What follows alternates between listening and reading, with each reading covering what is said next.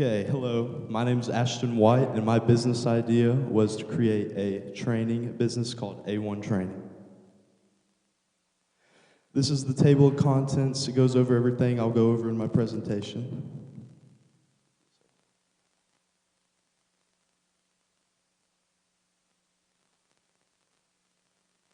All right, my business breakdown. I want to do personal training sessions with the youth here in the community to be able to train them for speed, strength, stability, all those kinds of things.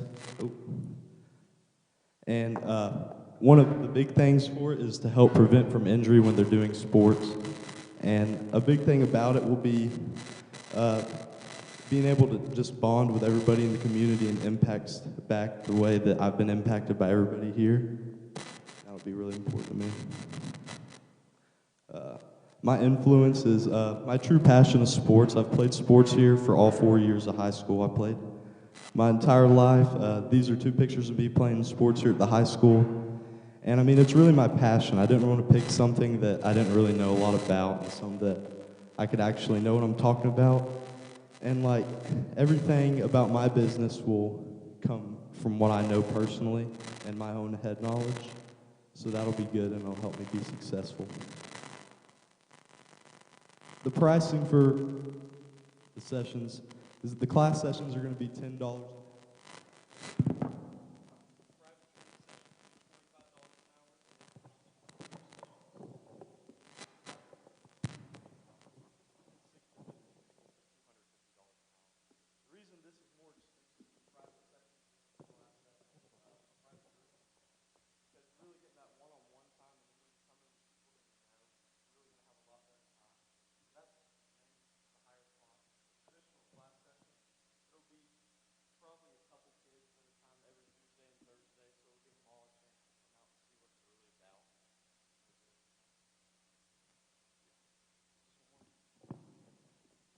Okay, here are the costs for everything that I'll need.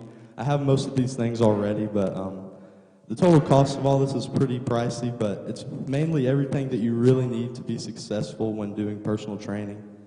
A lot of these things are things that kids don't really have at home and things that a lot of gyms don't really have, and it just gives every kid an opportunity to work out in ways that they don't get to all the time, and it really gives a good opportunity for the parents to let their kids experience something a little different. Wants and needs. Back to the parents. Every parent will want the best for their child nowadays, and especially if that comes with a big price tag. They just want to see their kids be successful. And even if the successful part for their kids comes with a big price tag, they're going to be willing to pay it. And that'll give me a good chance at bringing in a lot of kids early, just because the fact that parents will see, oh, here's a training business for my kid, I'm better at sports. And it's going to be a little bit cheaper, honestly, than all the other ones here in LJ, so really draw an eye to parents. My target market's going to be young athletes in sports seeking to become more skilled in their sport, and group's going to be 5 to 18. That's basically kindergarten through 12th grade. And that's really the main ages. I wouldn't want to do anybody younger because sports don't really get serious until you're about 6 or 7. And even high schoolers, that'll be a good opportunity for kids that I know here to come work out with somebody that they know personally and help them get better.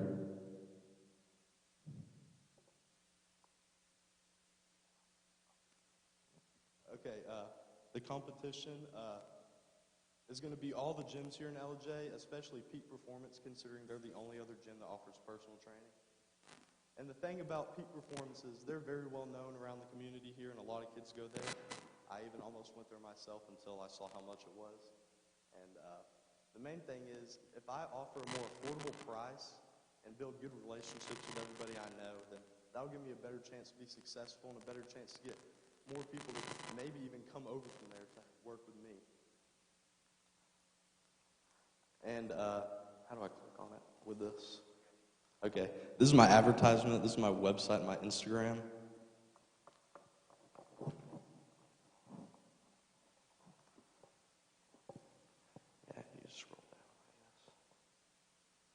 Kind of gives a little info about everything. Contact info, prices, and then the about goes to Instagram.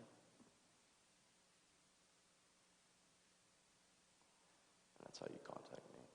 Here, click About, and click that. And that's the Instagram page. Not really popular yet. I made it yesterday, but hopefully I can get a lot more people to follow. That'd probably be the main way to communicate with a lot of people since they'll be more around my age. Is it good? All right, and the summary is, my primary goal is going to be to reach out as many people as possible and help them become the best athlete they can become. That's it.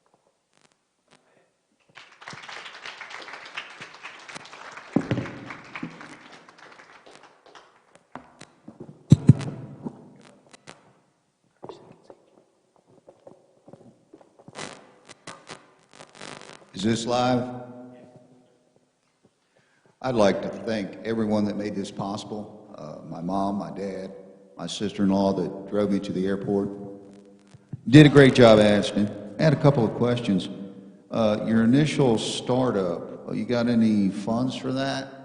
Actually, yeah, I've been working. I worked at Chick-fil-A for a couple of different stores, and I actually have about $6,000 in my own personal bank account, and then I have about $4,000 in the bank. And since my school is mostly paid for, I'd be willing to use a big chunk of that to start up. Fantastic, because it didn't look like it was going to be really expensive. What about a facility?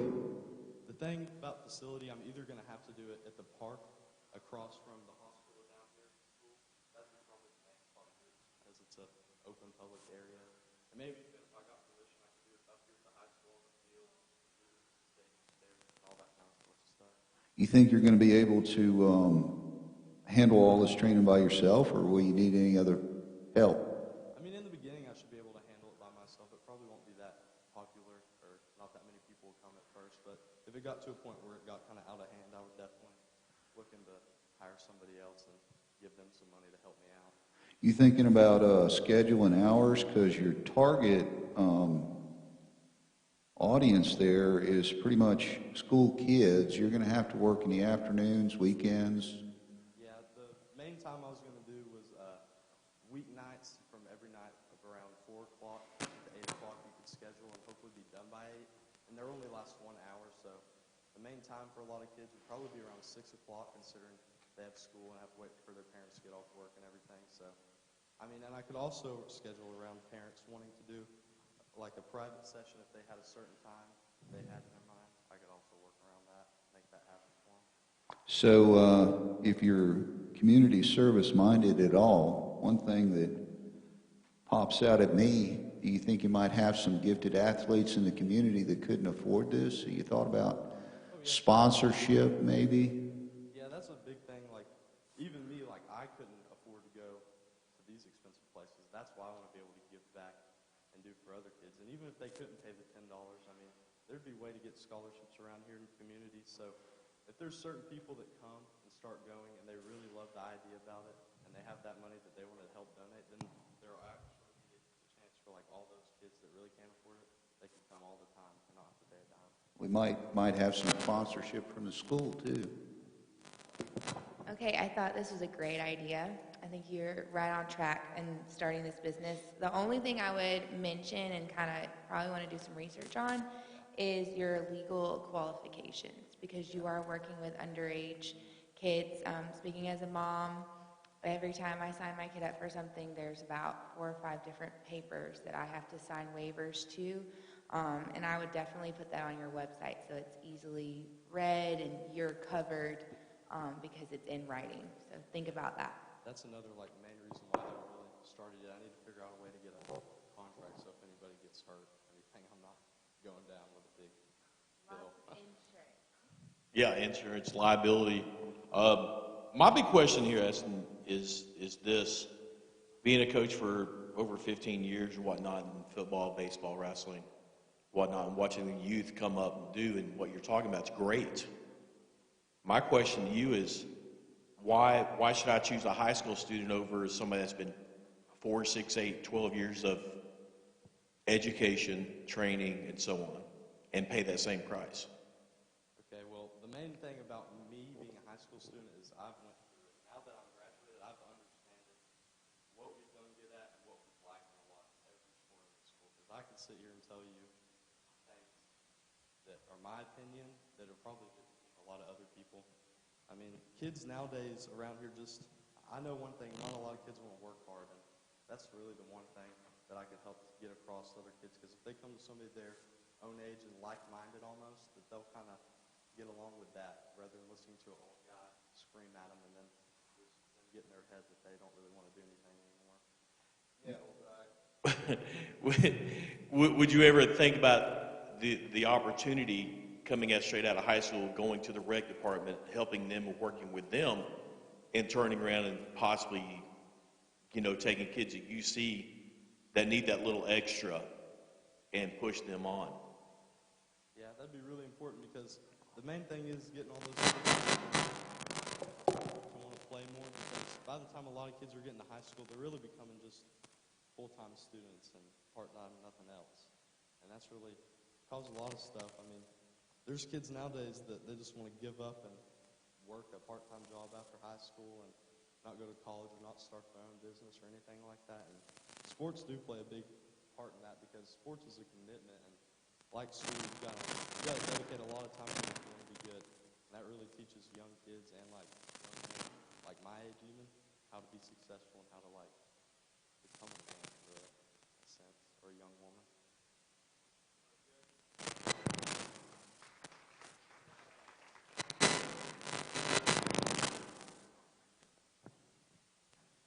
Up next, we've got Niley and Addison.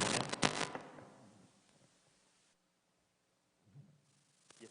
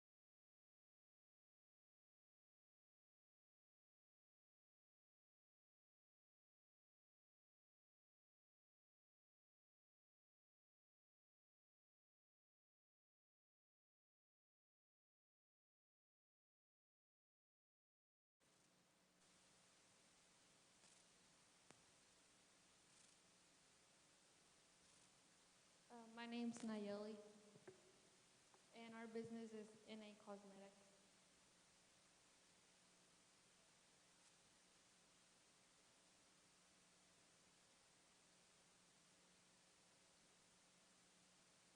is our table of contents. So basically, this is everything we're gonna talk about in our presentation.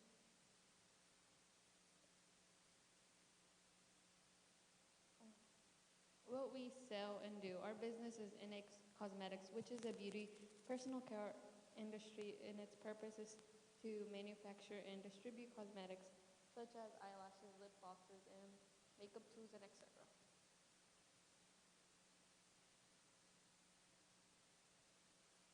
How much does our product cost?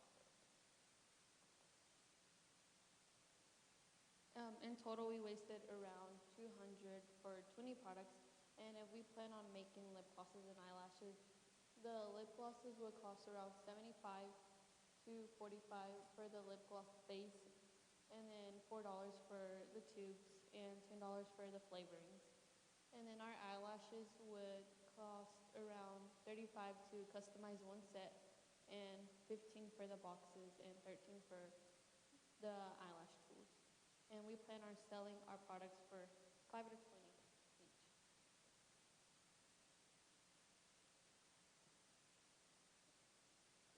Why consumers would want or need our product? Consumers would want NA Cosmetics because many would like to enhance their appearance and makeup techniques. It would also help them build their self-esteem and their confidence as an individual.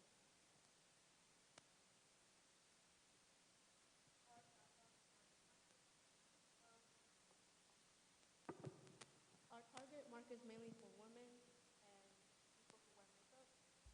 Our business would likely be between the age of 20 years old. Our main goal for our target market is to make everyone feel confident about themselves.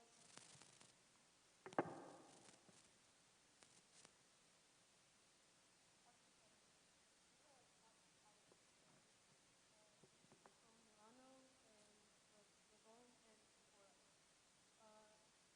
Pico Milano is a company that has a range of makeup and beauty products and body treatments. Rebellion is a provider of cosmetic, hair color, skincare, and Sephora is a company operating personal care and beauty stores.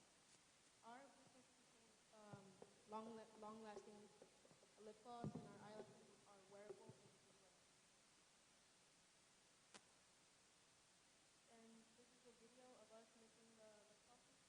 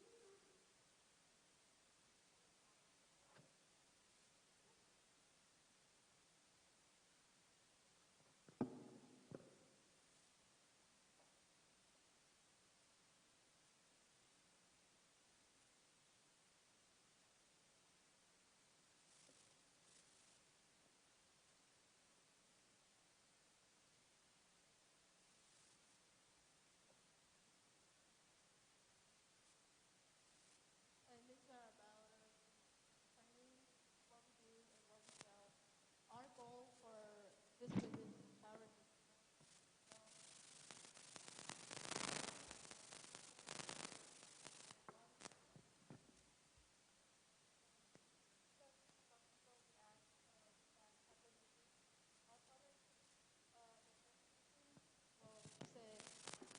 I love NA Cosmetics lip glosses because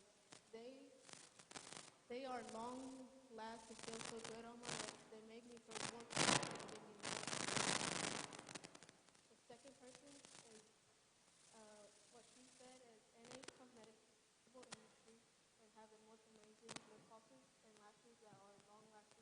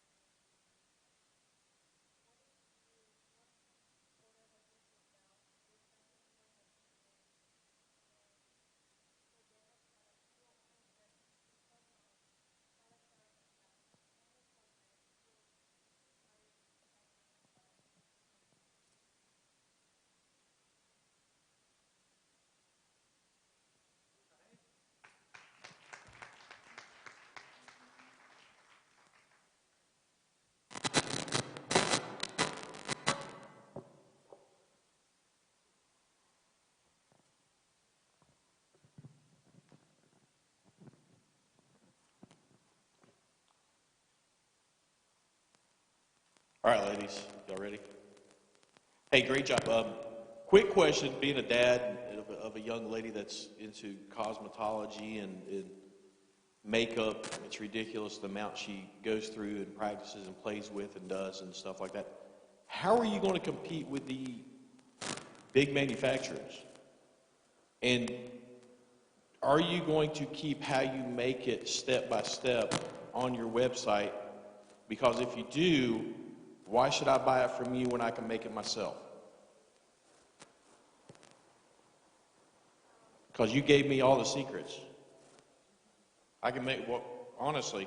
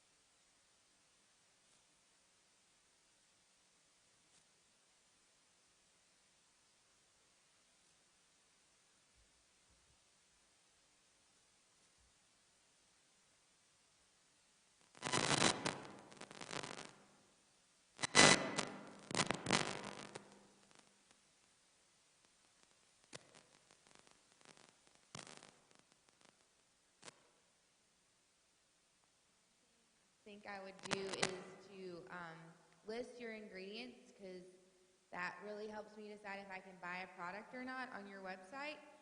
But like they've said, you know, you think about things that are going to make you stand out. What makes you different from all these other competitors? Because that's really what's going to help you with your business.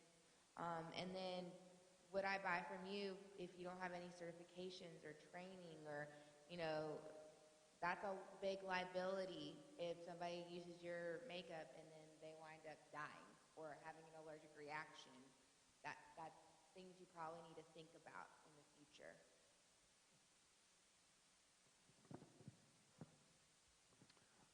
So I've had 3 daughters. So they're going to be wanting a lot of this stuff. So like your eyelashes, do y'all make those yourselves, or do you buy those and then you're reselling them? They're customized? Okay. So you have a company that you've already have a deal with that makes them for you and everything like that? Okay, good. Also about the lip gloss. So like she was saying, the liability of somebody's allergic to something or something like that. Are you going to have allergy? Because like coconut, I know somebody that's allergic to coconut. Will that be able to, will you have a disclaimer on your label saying, hey, this may contain an allergen in there?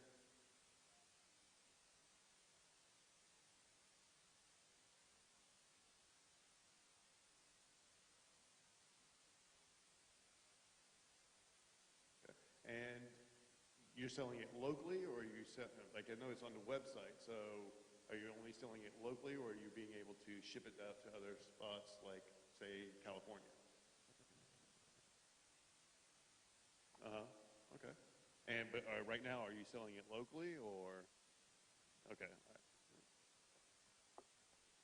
right.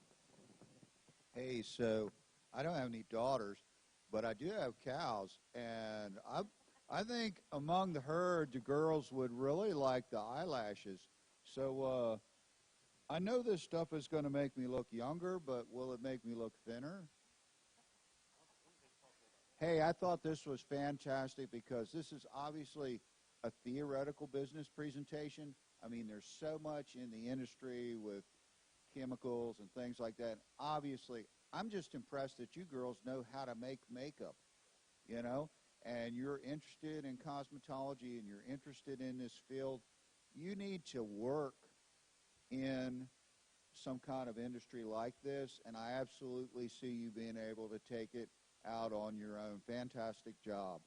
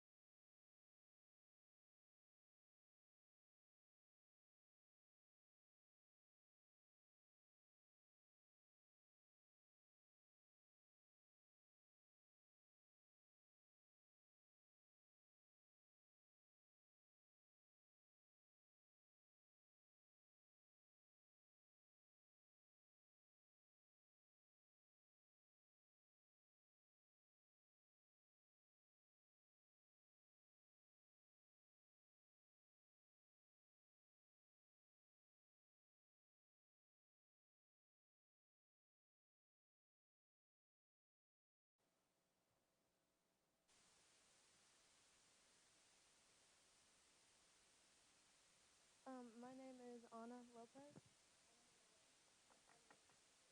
And we did our presentation, Lana Snack Shack, and we named it Lana because in Spanish, Lana means money.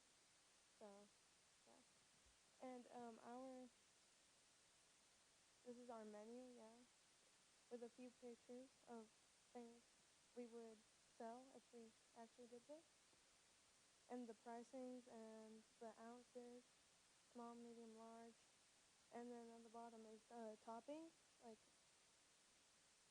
the extra charge of the toppings.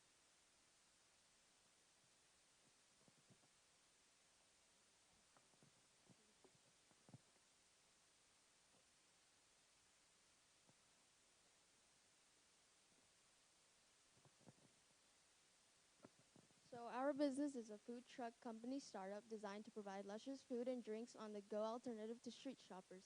The shack is located in LJ. Our business is focused on Hispanic candies, desserts, and fresh drinks.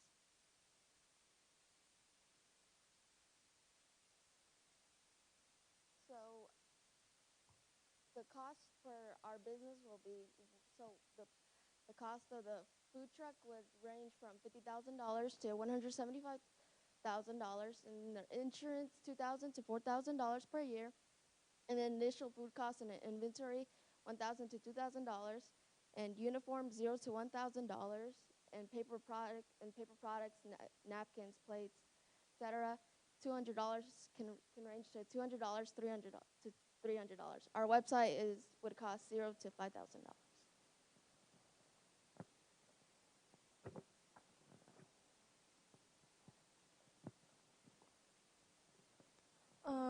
Our business is a want because many Hispanic families know that in LJ there's a lack of Hispanic street food businesses. Most Hispanic street food businesses are commonly located in Dalton, Georgia, and it's approximately 45 minutes away from here, and most families don't want to drive that much, so just to buy food. So it'd be easier for them to come to our business, and they could save time and gas.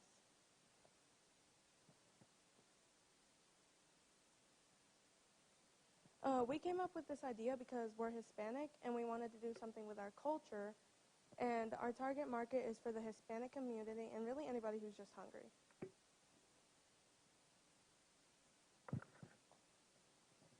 Who are our competitors?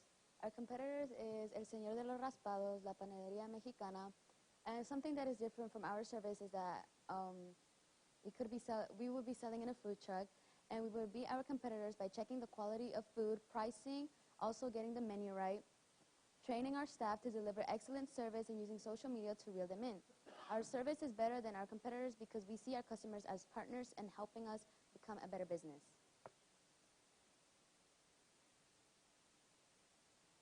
This is our website.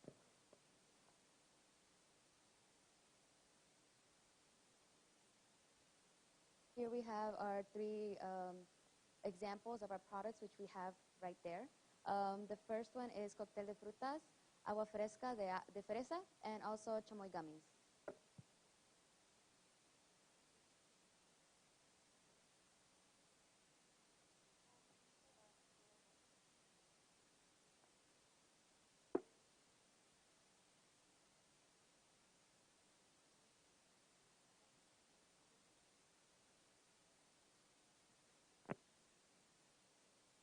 And this is a video of the gummies.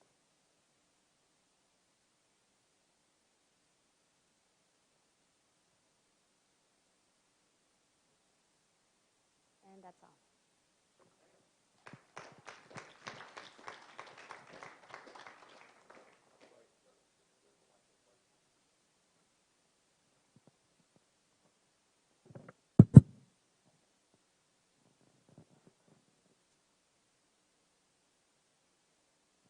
Hey, I thought this was awesome because I couldn't pronounce anything on your menu. So, like, I'm thinking when I go to a Chinese restaurant or some ethnic restaurant of some kind, you might want to consider putting like the hot dog or the cheeseburger on there for the white kid who was spending the night with a Hispanic family. But otherwise, awesome. What an idea. And now here's one thing, first thing I thought about, because I've worked construction as a school teacher in the summertime. Food trucks often target construction workers. But you're going a different direction, and I think that's cool and has potential. Think about marketing to the families in the community, because you're not going to get the construction workers with the gummies. Awesome job. Girls, I was looking for where I can sign up to get a food truck for my kid's birthday party. This is awesome. Yes, yes. So I might expand out of Ellijay to start your business. There's lots of different like fairs and different things that go on the weekends that I, as a parent, take my kids to. And buddy, if we passed that and my kids saw the gummies, we would have to stop and buy them because gummies is their thing. So I think you have planned this out. I think this is great. I'm very impressed. Good job. Big boys like food, period. It don't matter. I'm going to go with George down here. You know, having a food truck and doing and, you know, looking at where to go, where to take it and do, you know, if you've ever been to Ellijay on a Friday evening or a Saturday or a Sunday, just downtown anywhere, there are places to eat at. They are packed. They are small. And there's nothing like this in downtown Ellijay. Now, who is your consumers going to be on those days? It's not, your target audience, as you said, is going to be the Hispanics. It's not going to be the Hispanics. It's going to be the rich white folks from down the road. I hate to say that. I'm going to stop in and get, there's no doubt, because we love it. We all love it. We all like it. What an idea. Holy smokes. I'm sitting here going, what's going to be a negative I can throw out there at them? Guys, y'all researched it. You did your part. You did. And I'm seeing some giveaways. I can't wait. I mean, honestly, great job, ladies. Great job. I can't wait to see Lana's Snack Shack. That's for sure on wheels. Good job. All right. So, so you know I'm a chef, right?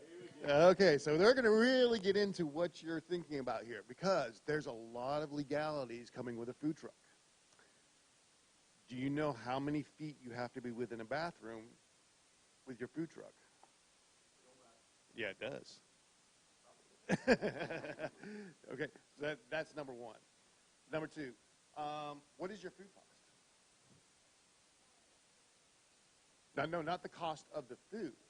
How much does it take you to produce it? Yes, so what are your ingredients?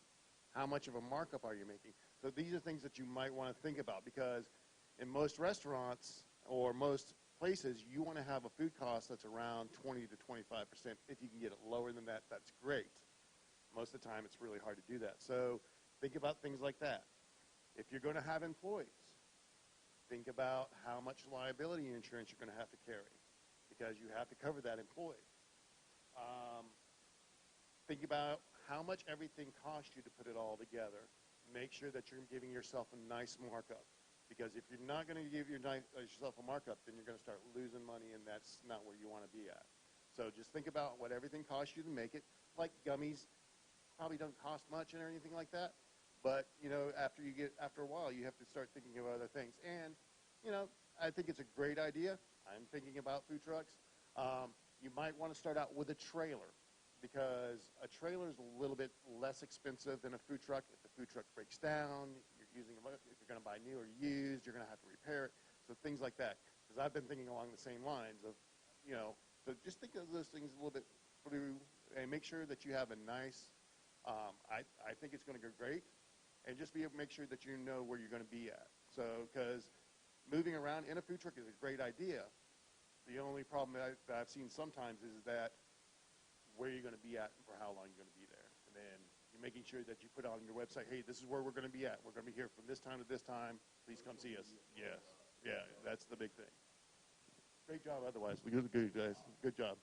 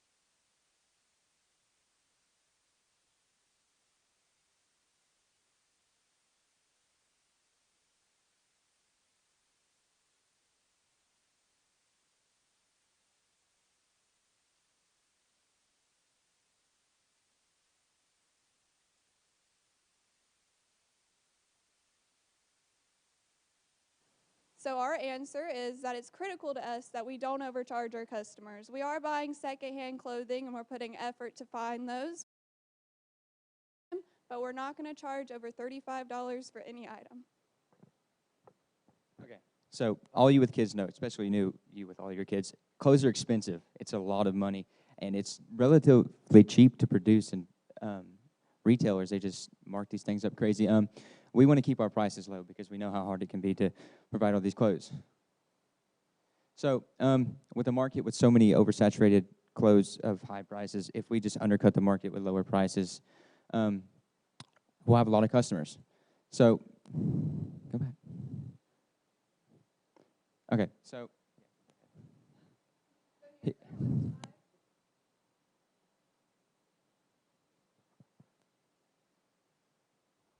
If you look through our website, we have everything listed. Of course, our shopping where you buy up in the top. We have personal styling, unique clothing, good prices, all that. We have descriptions. If you look at the top, we have shopping, things listed. And then if you go to deals and offers, we have our special offers, such as seasonal deals, styling packages where you can take quizzes and we'll style an outfit for you, things like that. And just here's our contact information. You can go back to the PowerPoint. Okay, so the costs of this business are extremely low. We just have to get clothes, and then it's shipping and handling, packaging, all that. So if you click ahead again, I have out of 100 sample orders of just varying products, things like that. Selling price of everything ends up being around $1,700. Expenses just around $350, and it leaves us with about $1,300 of profit. Here's our goals. So this month we want to start our website and business venture. Then by May we want to sell over 100 orders and figure out what people are liking, get more of that product, and to hopefully sell more. By August 2021, we want to reach an average of about 100 orders a month and start getting some ad revenue from our website. And then by February 2022, we want to meet a net value profit of $25,000. Here we have some questions we thought might come up. So how are we going to get our product out there amidst just so many companies like that? So we want to emphasize on local businesses and supporting our community, getting clothes from our community, getting them back into circulation, things like that. Buying things from primary sources, like, say, I bought a piece of clothing from you and I resold it after I upcycled it, things like that. Product that doesn't sell. So retailers deal with this all the time, product that people don't want. We have packages where you can order, say, 5 random flannels, and we'll send you 5 random flannels for a lower price than what they normally would be. And our community. So, like I said, we buy things for our community, and extra clothes we also donate to local clothing shelters or clothing closets like the one here at the school. So next we have our video of customer testimonies because we were selling our clothes that we already had to see if people would actually want to buy these clothes, and then this is what they said.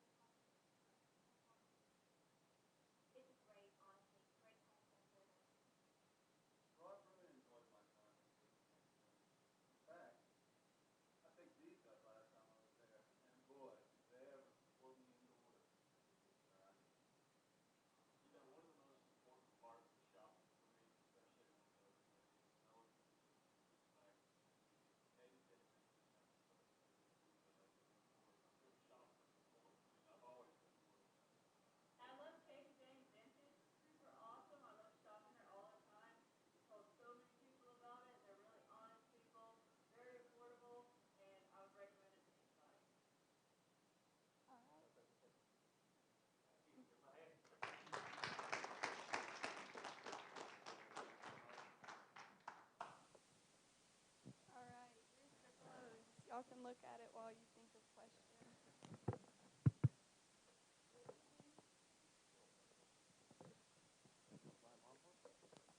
Hey, you got a pair of those overalls?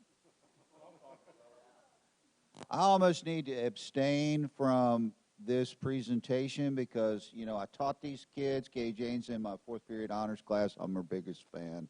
Video, you interviewed all the greatest kids, and Lily's in my advisement group. I got the greatest advisees. So, but this is a great idea. The first thing I thought of was competition with like the thrift store and Goodwill. But you know what? You got a whole nother angle going. It's like about quality and putting together sort of a look. And we all know when we go to the thrift store or Goodwill, there's like those unique things you can pick out. And so that's going to be the niche. The only thing I was wondering is, you going to look at like military uniforms? Could I get some accessories like maybe helmets and, combat boots? All right. I'll be there.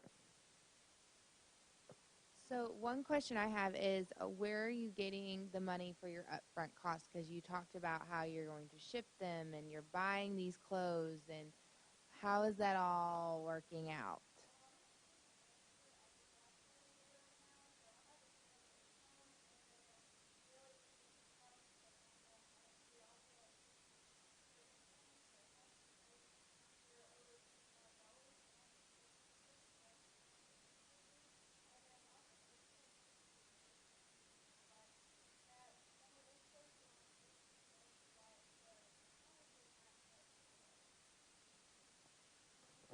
So, with that being said, you're going to go to the thrift store and shop for me. Oh, I see. Right. Sure, sure. A couple of questions. Great idea on this. Storage. Is this you're just going to go one person at a time? And, I mean, you're talking 100 orders by a certain point in time. Where are you going to keep all your storage at? And then my next question is going to be your website costs, because you're not going to be able to run off a typical website that you create, correct?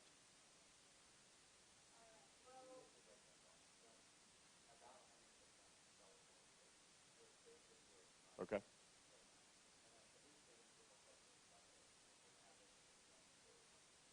hmm So there is going to be, with you shopping for me, there is going to be a possibility of may take just a little while before you get something my size. Okay. Okay. All right.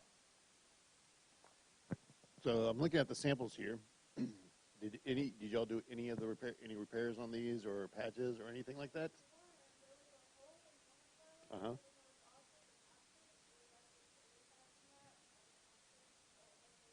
Yeah, so the 1980s.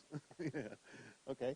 And like he's saying, yeah, so like I'm a tall guy, I'm kind of big, so I mean, so shopping in those kind of stores and things like that. I noticed these clothes right now, they have a certain smell. So how do you combat that? You wash them before, or okay? Okay, because I was like, I'm wondering, I'm smelling it right now, and I'm like, that smells like the thrift store I know of. All right, well, I think it'd be a great idea, just getting your website up and going around. I think it'd be a really good idea. One more question real quick. Thinking about something else. Cost and how you're going to pay yourself and your employees. How is that going to work out? Because if you take in the time, you have to go from, let's so say, your home or storage unit, whatever you're working out of, to drive around to thrift stores looking for these items, these clothing items and stuff like that. How are you going to pay yourself, and somebody else possibly?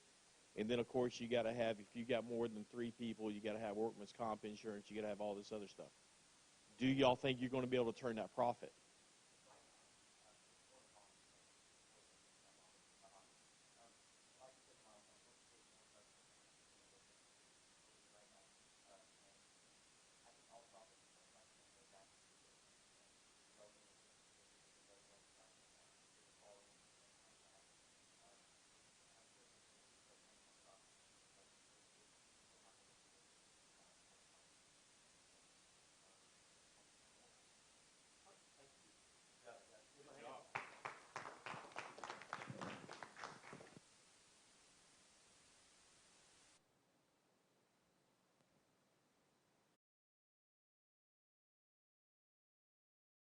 presentation will be Madison, Jackson, and Sarah.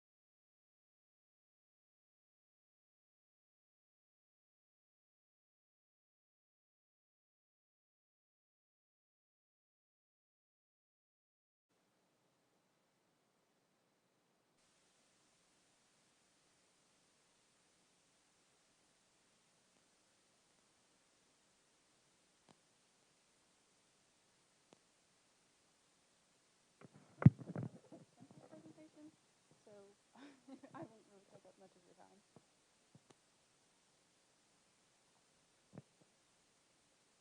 Okay, so my business breakdown, gift baskets are probably one of the most commonly used gifts, especially for sudden occasions and things like office parties or birthdays.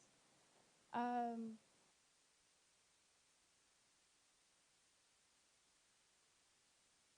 that isn't mass produced. So my goal is to provide unique baskets specifically for the consumer. Okay, so my pricing, this is all without the stuff in the basket. That's a complete separate cost. But I have 3 different sizes and then 2 different styles. That basket right there is something I would consider just because of everything I have in it, a large ornate. But my prices for the simple baskets usually range around $5 difference.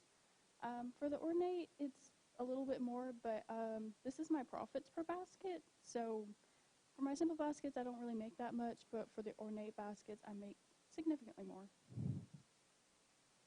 Okay, so this is my cost just to make the basket. So for everything you put on the outside of the basket and like the mesh that goes over it, depending on the size, it's around $15 for the smaller baskets and $50 for the larger baskets. The baskets are $5 to $12 depending on your size, and then again, the fillers are a separate cost and they're determined by what you're putting in it. Okay, so my target market is primarily local businesses, although private people can order their own. Some local businesses are Dragonfly Dreams, Luxury Cabin Rental, Nevea Cabin Rentals, the LJ River B&B, Premier Pools and Spas, Times Courier. It's because, you know, especially with like the cabin rentals, you want to come in and you want, you know, just a gift there to make you feel welcome. Okay, so my competitors, again, I plan on selling locally. So Mountain Town Floral and Gifts and LJ Florist and Gifts, they're locally owned and they've already established themselves. So that would be a factor in it. But as I expand, I would grow to include more competitors. But LJ Florist and Gifts, for something like a very simple basket with maybe 8 items in it, I looked on their website yesterday and they were charging anywhere from $75 to $105. So I am significantly lower than they are. Okay, and then there's my website. Okay, so my cover page.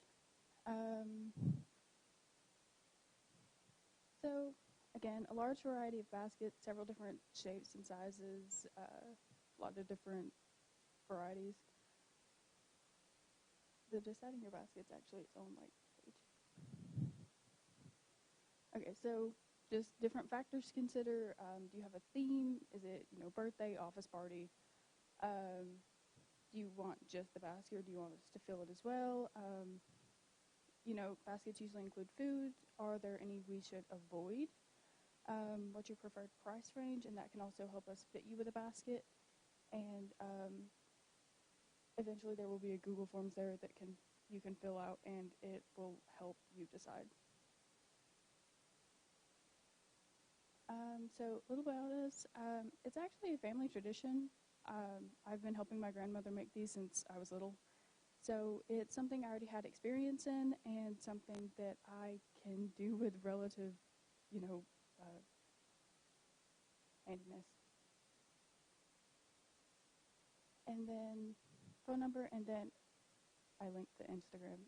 If you go back to the PowerPoint, it should have it linked.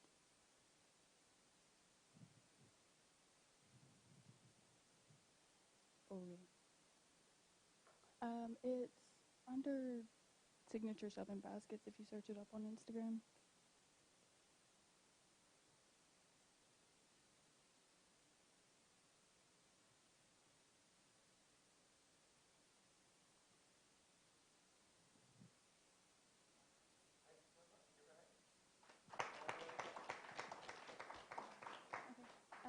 Any questions?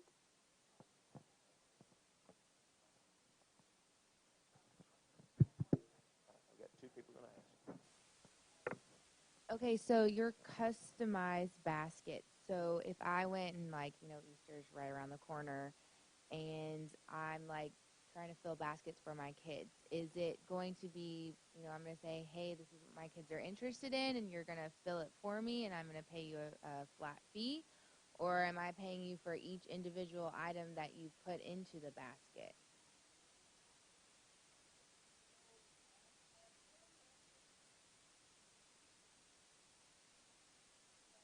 You just sit right there. That's perfect. Thank you.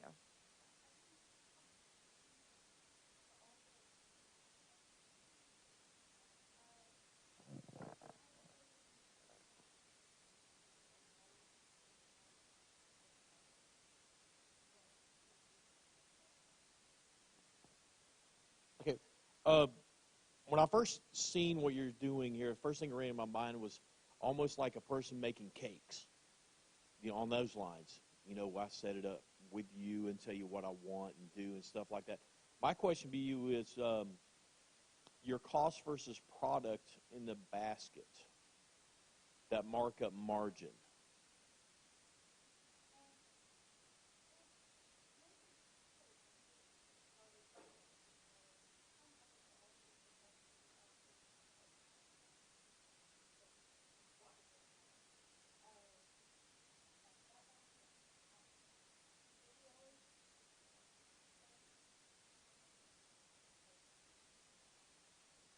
So you got $70 in that, and you're only going to charge how much for it? So you have a $10 markup. You're going to make $10 off of that, and it's going to take you how long to create it? And you got to run to the stores. You got to hope that the stores have it, and so on. And you made $10 off of it, and it took you how long? So you just made $3.33 an hour. Yeah. You see where I'm getting at? Okay. Great ideas. Great idea, though.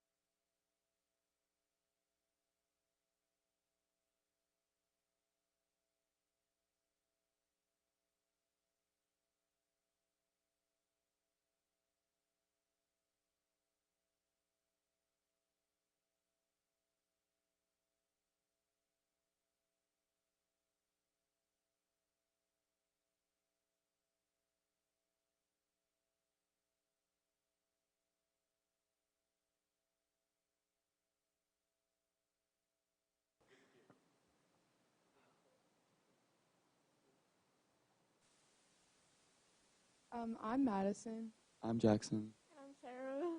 and we decided to make a soap business called Sudsy Soaps.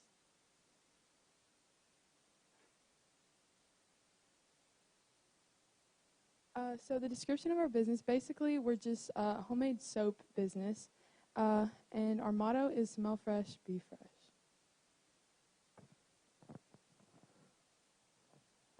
Our pricing is fairly cheap considering that each bar of soap will be $5 to $8. This is because production and purchasing of the products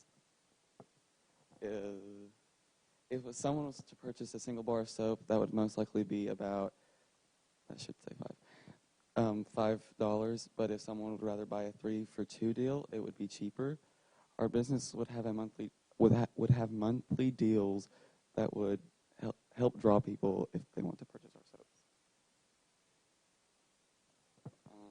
The cost for our soap bases were $20, and that was for a 2-pound brick of glycerin. The soap mold was $20. It was a fairly decent size mold. The scents was $10 for an assortment of 6, which consisted of like eucalyptus, peppermint, lavender, citrus. And then the add-ins, which is like the lemon zest, orange zest. We also have some peppermint in it.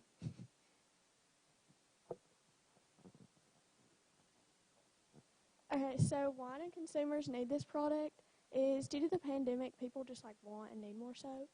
And also for our scents, and with each purchase, we give a free sample of our newest scents. So our target market is basically anyone because anybody can use soap. So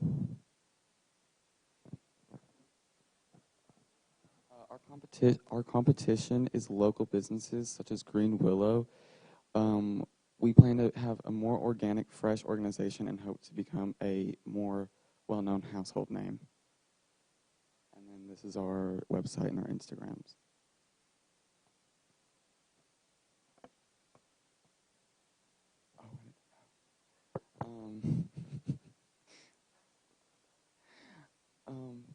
This is our 3 soaps. Don't mind the sweet tea one. That one's not supposed to be there anymore.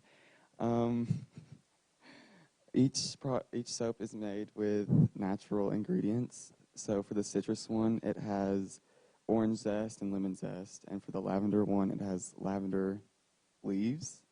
And the contact us page just has our email, phone number, and Instagram again.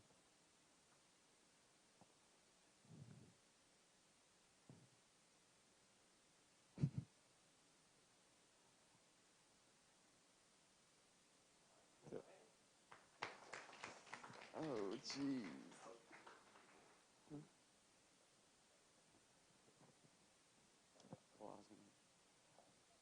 And before we get to questions, I have some samples of it.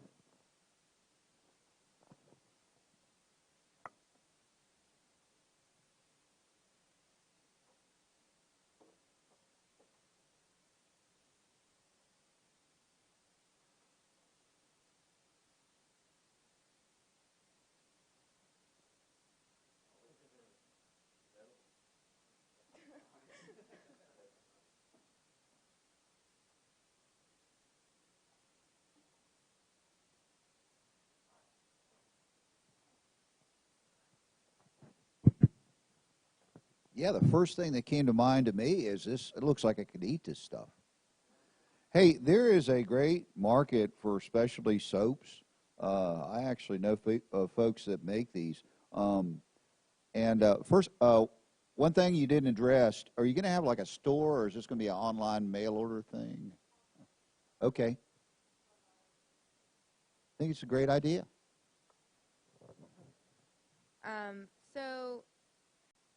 So I would definitely take that out of your presentation because that's like misleading, and you don't want to have that, when you're trying to sell and be like, this didn't kill these germs and I'm sick kind of deal. Yeah. Quick question. I'm a soapy kind of guy. I like those great big bars of, what are they now, the Bigfoot thing or whatever. My wife got me a bar of that, and I love it. And it lasts forever. How long does this last? How long is this bar going to last me?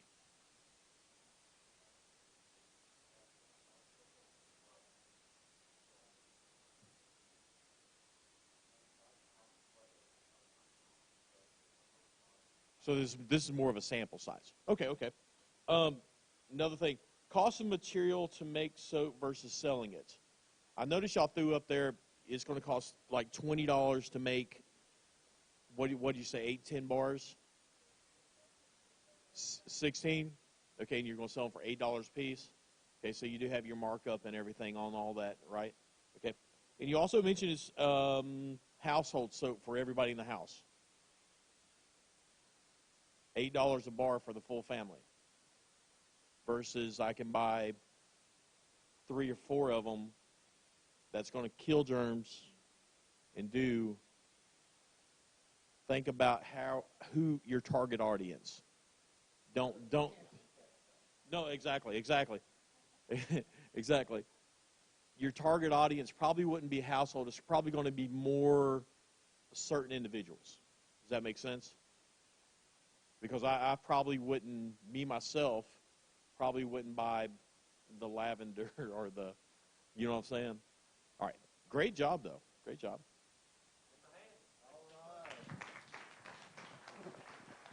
Let me check back to this camera. This concludes our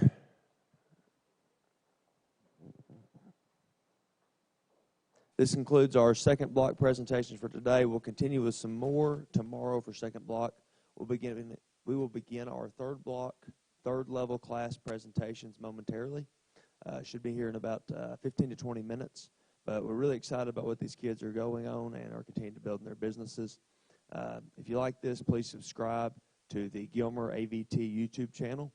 And again, we'd like to thank Coach Trey Rickman and his class for broadcasting this presentation, as well as Mr. Bandy Fuller, our drama teacher, for allowing us to use this facility. And a huge thank you to our judges for taking time out of their day today.